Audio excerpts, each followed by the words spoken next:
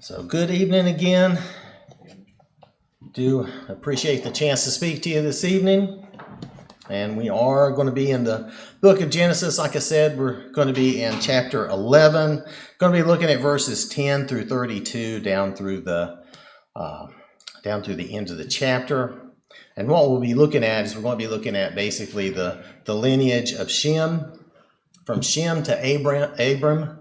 And if I mess up and say Abraham, it's the same guy, right? So we all know that. But occasionally I'm going to do that.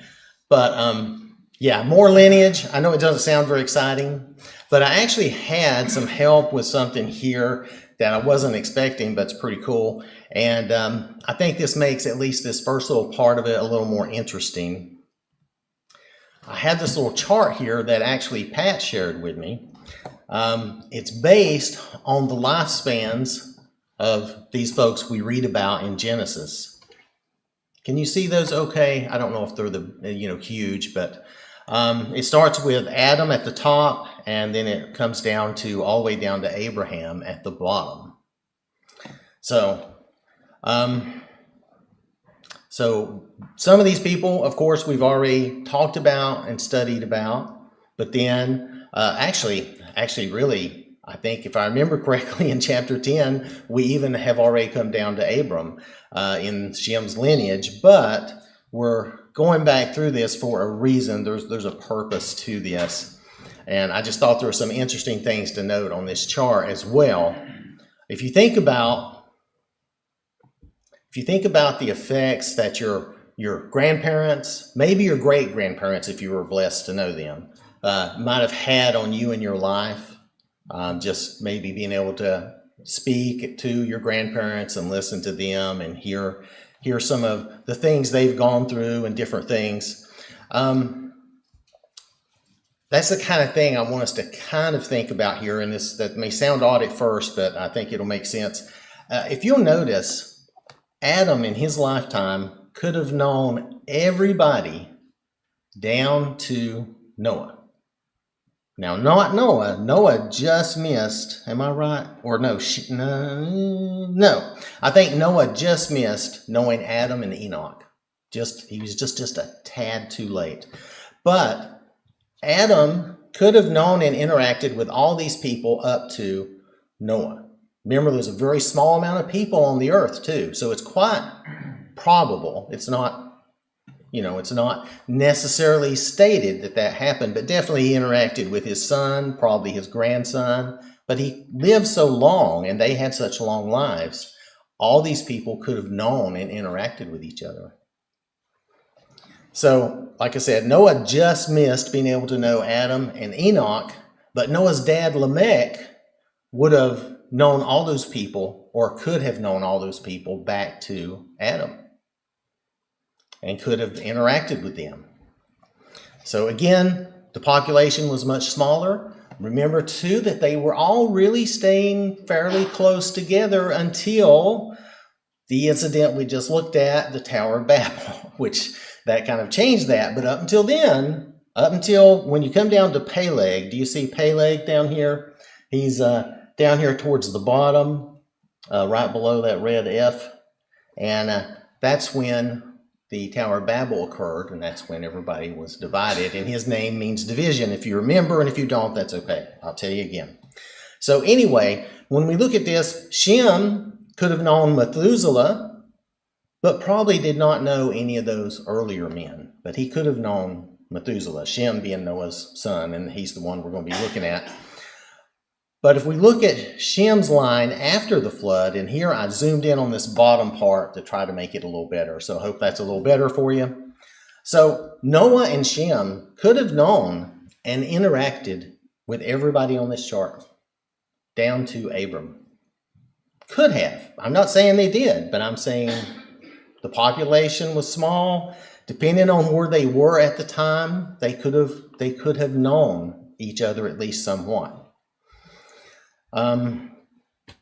Let's see. So Abram could have known, or may have known, Noah and Shem. Isaac could have known Shem, but not Noah. He came a little too late for that.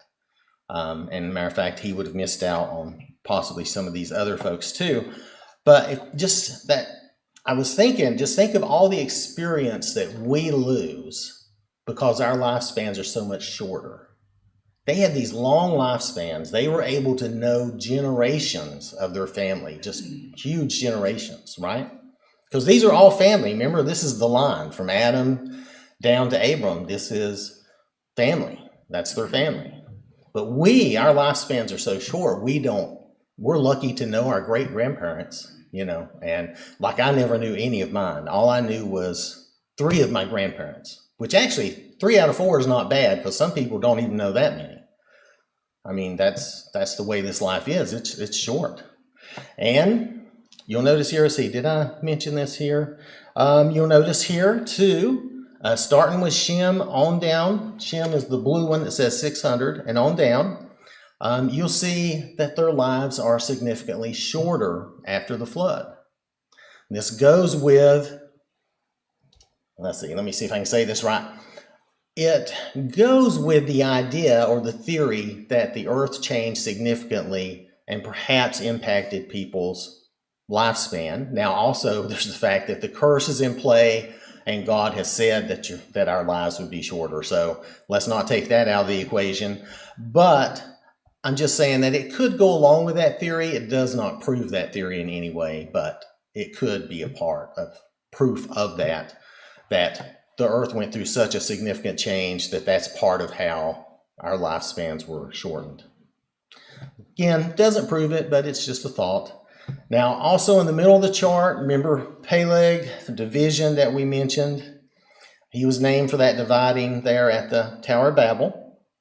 Now, assuming it happened right before or right around his birth, which would make the most sense to me, then Noah and Shem and all those down to Peleg would have experienced that dividing.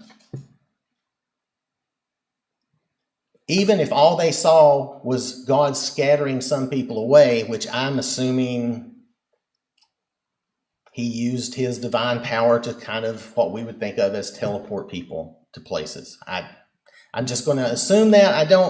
I can't, maybe that's not the right way to say it, but he scattered people. He did it himself. However he did that, that's fine.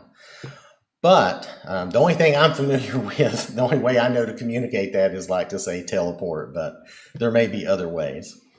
What translate, some people have said, I think, for moving people, translate, but I always think of that as language now. Anyway, so whether they just witnessed the idea or witnessed people being moved, or whether they were actually moved themselves, we don't necessarily know, but they would have seen God's judgment and his mercy because, like we said last time, I mean, God could have done way worse than just scatter people around the world, right? But he didn't. He was merciful. So they would have seen this. They would have known this. Now, Abram, his father and grandfather, would probably not have experienced it from, I'm just trying to, keep the bars lined up and everything. And they would have, it looks like they would have been too late to have experienced that. However, they should have definitely had it told to them, right? This would be a big event that if you experienced that, you would relate that to your children and your grandchildren. So I would think they would have heard and known about this, of course. So just things to think about, looking at their lives and their lifespans. This doesn't necessarily relate directly to our text that we're going to look at, but I just thought these were interesting things and it was something cool to look at and think about and just notice how much, especially with such a smaller population, how much they could have known about each other or been aware and even interacted with each other. So now, let's actually look at our text, Genesis chapter 11, verses 10 through 32, and I'm just gonna break this up as we go, try to keep it simple and just mention a few things as we go. So, starting here in verses 10 and 11, this is the genealogy of Shem. Shem was 100 years old and begot Arphaxad. Now, how was I saying that? Arphaxad, I think, is as close as I'll get. Arphaxad, 2 years after the flood. After he begot Arphaxad, Shem lived 500 years and begot sons and daughters. So again, and depending on your translation, they could be spelled slightly differently, and it could be Arpachshad. So a lot of these names are that way. I'll try to mention a few of them just for entertainment, but I can't pronounce any of them correctly, so it's okay.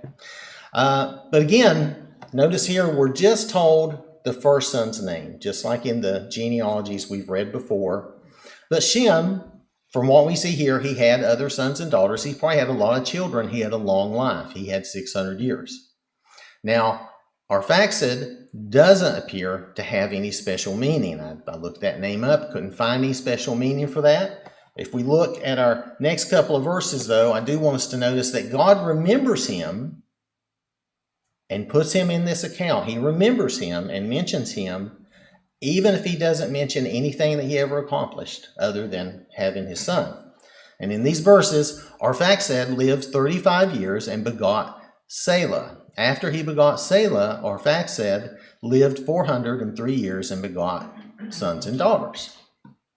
Now, Selah and there's alternatives to his first name like Shalach, and I'm probably not putting enough spit into that, but Shalach, that's how it's kind of like that, okay? So that's another alternative you could see depending on your translation. But this whole idea that I was getting at with Arphaxad, it just shows that God doesn't forget us.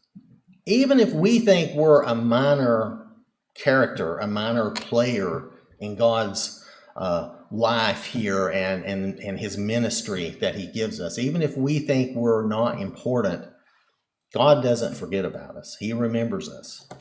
So Arphaxad is a part of the line of Abram and the line of Jesus. So we may not know much about him, but he had some important part to play. So sometimes that's how our lives are. We're not famous. We're not what we would consider to be big and important, but we still play some important part in God's plan and in his ministry. So now Jewish tradition, now this is not biblical, Jewish tradition says that Arphaxad was the father or source of the Chaldeans. Take that with a grain of salt, but I thought it was interesting just to mention that, because we're going to see where Abram and them came from over near the Chaldeans. So the next verses, 14 and 15, Selah lived 30 years and begot Eber. There is a variation on Eber that says Aver. I'm just going to stick with Eber. It's easier for me, and I kind of like Eber. Sounds good. After he begot Eber, Selah lived 403 years and begot sons and daughters. Now, Selah, that name does mean weapon, and it seems to be associated with a spear, just so you know. Not sure of the significance of that, but I'll just mention that. Let's see. And then our next verses, 16 to 17. Eber lived 34 years and begot Peleg, our old buddy, Peleg. After he begot Peleg, Eber lived 430 years and begot sons and daughters. Now, Eber comes from a word that means beyond, and from what I read, it's usually associated with east. It could be in relation to the fact that if you notice, they came off the ark over towards Turkey, and they seem to have drifted east, and then because Babel is south and east of there. Just a thought. May not mean anything significant, but just mentioning that. Peleg, of course, we recognize meaning division. And so this is the time of the tower and God scattering the people. But they continue from here, of course. If we look at the next verses, 18 and 19, Peleg lived 30 years and begot Reu. After he begot Reu, Peleg lived 209 years and begot sons and daughters. Reu means friend or companion or neighbor, and it's meant in a good way. There are bad neighbors, but this means like a good neighbor, right? Like, what is it? State Farm, like a good neighbor. So it's kind of like a good neighbor like that. Possibly after the scattering, because this would have been after they had been spread out over the earth. Possibly after that, they felt that they needed their friends and neighbors more. And since they were in smaller groups, they needed each other more. They weren't They weren't one huge group anymore that all spoke the same language. So his name might signify that. Maybe they just like that name. But I just happen to think that might have been some meaning there like that, because we tend to name our children something meaningful, something that we think's meaningful and good. I know there are exceptions to that, but most people try to name their children something good, something meaningful, right? So like Peleg, even though it may not have been, depending on how they looked at it, it may not have been good, but Peleg means division, so it was meaningful. Okay. Next verses, Reu lived 32 years and begot Serug. After he begot Serug, Reu lived 207 years and begot sons and daughters. Now, Serug, that name comes from a word that means knit together or weave or intertwine.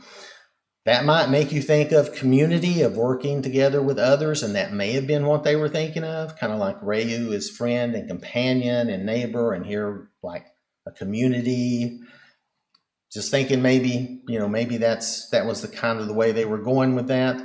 So it could signify that they're thinking of that as being an important thing, that they would be intertwined or woven together as a community. Then we look at verses 22 and 23. Serug lived 30 years and begot Nahor. After he begot Nahor, Serug lived 200 years and begot sons and daughters. Now, Nahor kind of busts up my whole thinking. Now there is a variation of that that's Nachor instead of Nahor, but I'm just going to stick with what I have. But Nahor means snorer, someone who snores like me in a chair. This guy has too much hair, but still, basically same idea. That would be me. I'm just highly skilled. They could have named me that. That would have been good. I'm highly skilled at snoring and loud. But anyway, so this seems to imply, I don't know what, something annoying, or maybe Nahor really did snore as a baby. I don't know. Maybe that was just something funny. Like I said, there's exceptions to everything. So then we look at these verses here, or wait, was this oh wait, this is the verses. Okay. So anyway, that breaks my idea of them naming their kids something meaningful, because to me that seems just silly. But I mean, would you name your kids Snorer or Snore? Probably not, right? But we see people do weird things. Anyway, so verses 24 and 25, Nahor lived 29 years and begot Terah. After he begot Terah, Nahor lived 119 years and begot sons and daughters.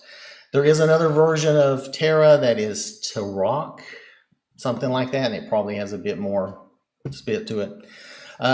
Terah is said to be, by one source, of unknown origin, but of another source I read that it means moon.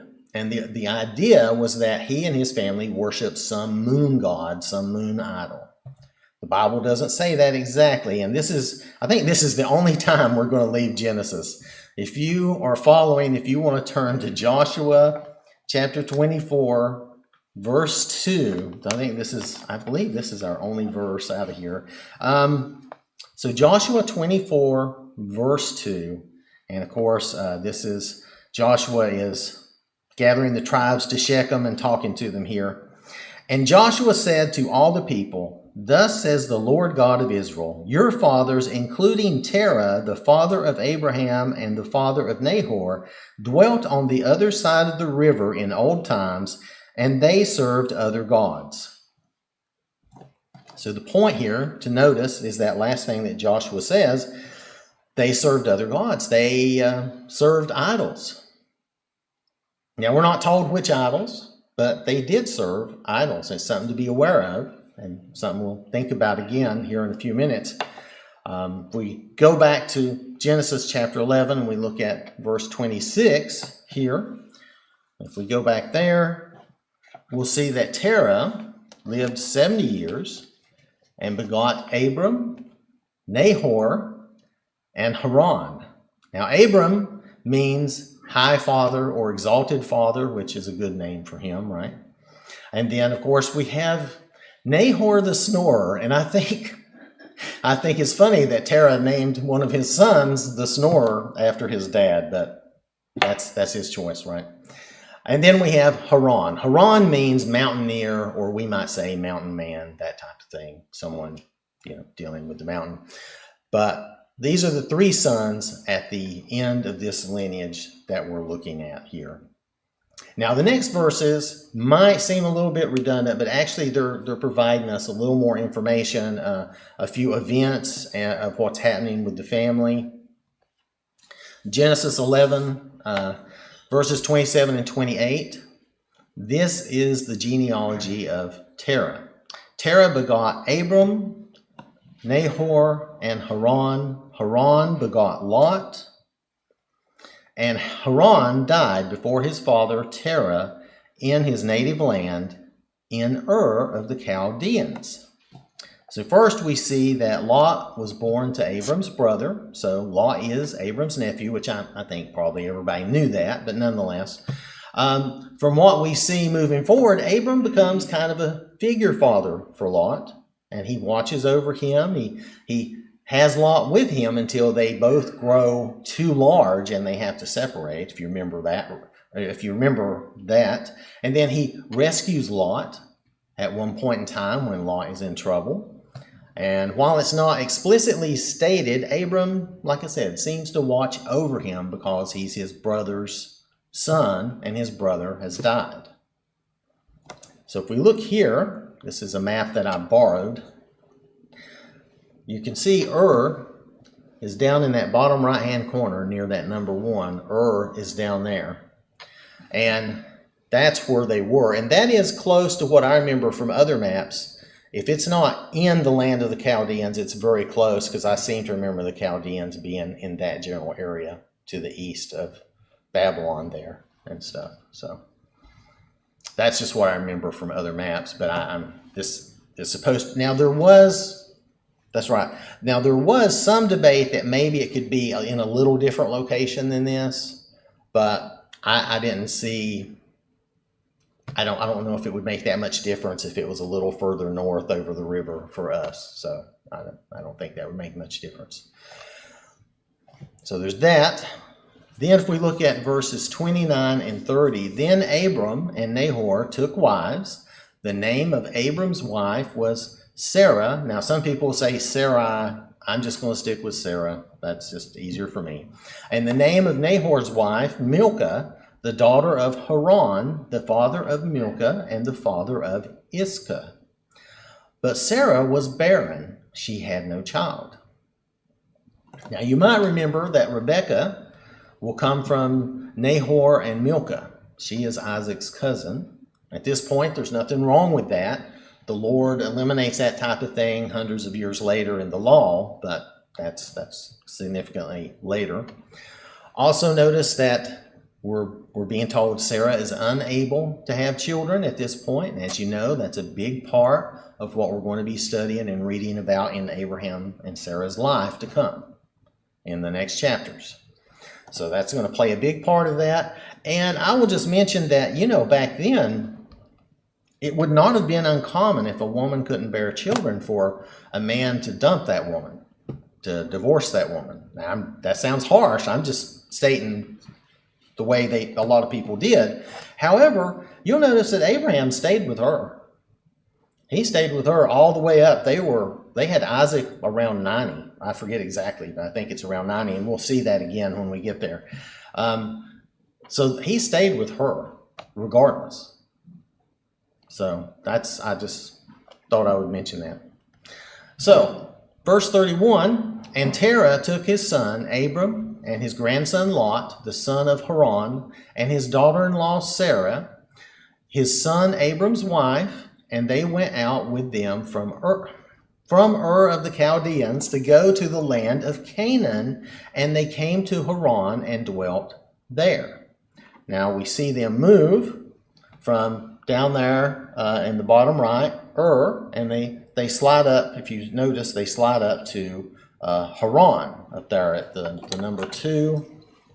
You can see it up here. That's basically where Haran is. And that's where we're going to see Abram is called in the next chapter. Now, this does show a route and them going through Babylon. I'm not totally sure that Babylon was Babylon at that time. It may have still just been Babel. Babel was a big town, and it could just be they had good roads, and that's where they went through. I don't know. But so that route may or may not be exactly 100% right, but they did go to Haran, so that we know. All right. Then, if we look at our final verse for this chapter, so the days of Terah were 205 years, and Terah died in Haran. And this really completes our chapter. Terah dies in Haran. Lot is in Abram's care. And in closing, let's look at that with Joshua again. Joshua chapter 24, verse 2. And Joshua said to all the people, "Thus says the Lord God of Israel, your fathers, including Terah, the father of Abraham, and the father of Nahor, dwelt on the other side of the river in old times, and they served other gods." Again, they served other gods. They were idolaters before God called Abram. Now, if we look back at our chart and remember this, even with Noah and Shem possibly still alive, in the course of a few hundred years, these people had descended to idolatry. It may boggle your mind. It boggled my mind when I was looking at this and realizing that really in the course of just a short amount of time, these people had descended to idolatry, and they could have even known Shem and Noah, and yet they had descended to idolatry. And that's, again, boggles the mind. But godlessness, we see that godlessness continues to grow. Atheism and other forms of idolatry just become more and more the norm in our own world, in our own time. So there truly is nothing new under the sun in that sense. We, and when I say this we, I mean just people in general, like the population, tend to stray from the Lord and refuse to learn the lesson that we really need God. Without him, this world really descends into madness and evil, and we see a lot of that today. So in closing, this should remind us that God's grace comes to us before we ever act in faithfulness to him. Remember, Jesus died for us while we were enemies of God. And for a lot of us, I hope, he died before any of us were born, right? So that grace was there for us before we even were. And God gives us his grace before we even act in faithfulness to him to receive it. He sets it out for us. He offers it to us.